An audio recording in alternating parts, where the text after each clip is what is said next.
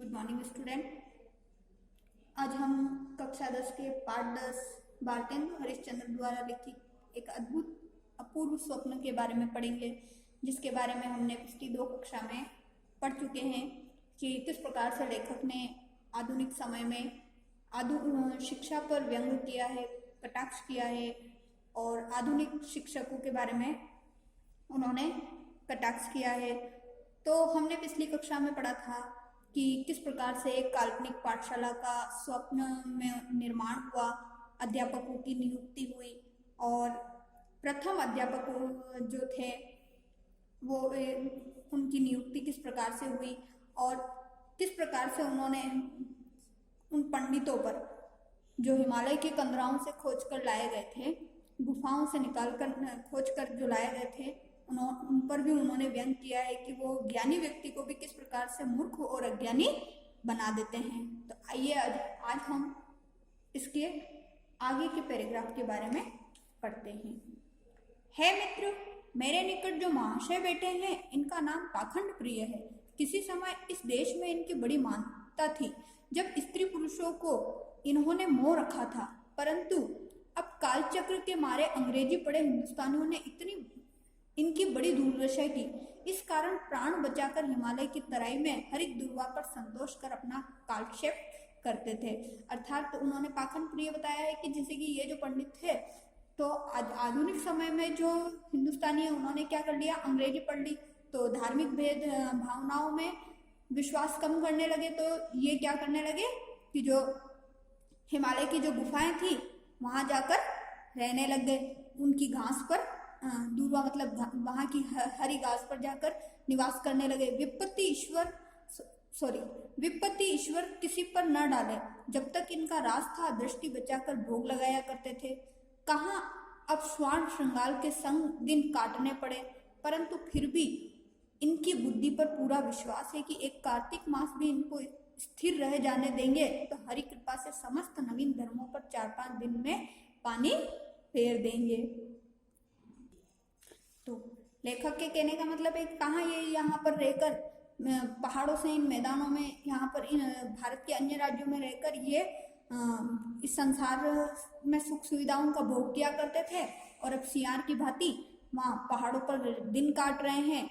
परंतु फिर भी मैं इनकी बुद्धि पर विश्वास करता हूँ कि सिर्फ और सिर्फ इनको अगर कार्तिक का महीना भी मिल जाए, उस समय भी अगर इनको पूजा पाठ करने का जो समय मिल जाए, तो आज के जो आधुनिक समय है, आधुनिक जो नवीन धर्म है, उस पर भी ये क्या कर देंगे, 4-5 दिन में पानी फेर देंगे।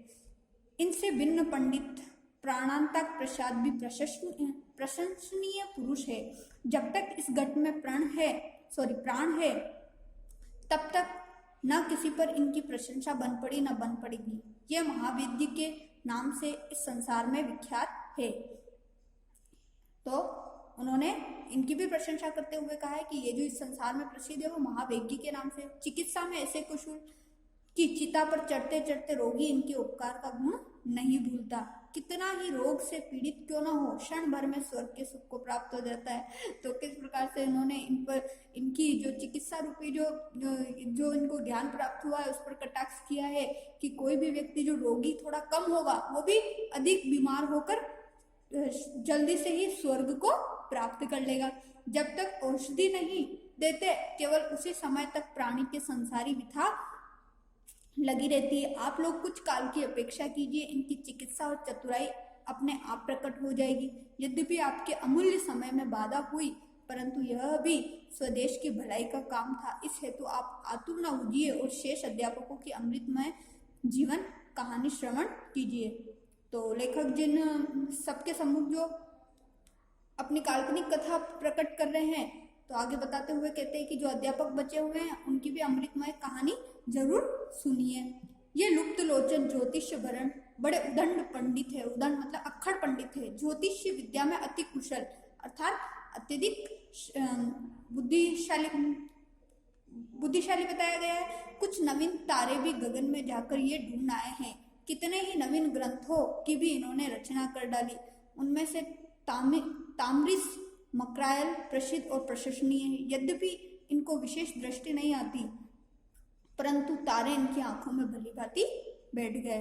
तो इनकी भी बड़ी प्रशंसा करते हुए बताया है कि मानो कि अगर इनसे कुछ कहे तो ये तो आसमान में जाकर भी क्या कर पाएंगे, सारे तारों को ढूंढ पाएंगे, अर्थात नए नए ग्रंथों की रचना कर डालेंगे एक ही झटके में, जिसमें से इनका प्रसिद्ध जो ग्रंथ है वो है ताम्रिस मकरालय।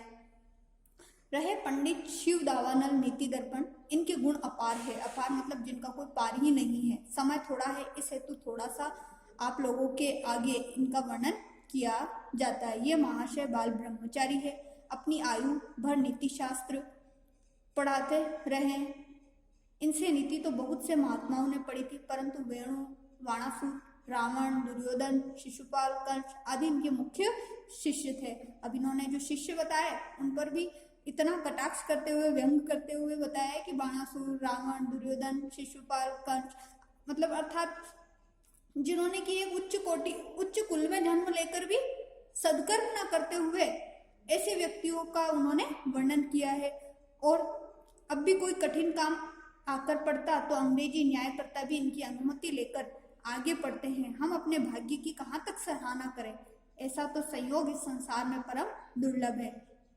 अपने आप पर भी कटाक्ष कर रहे कि हमने तो ऐसा भाग्य पाया है जो कि दूसरे संसार के लोगों को तो मिलना बहुत कठिन है।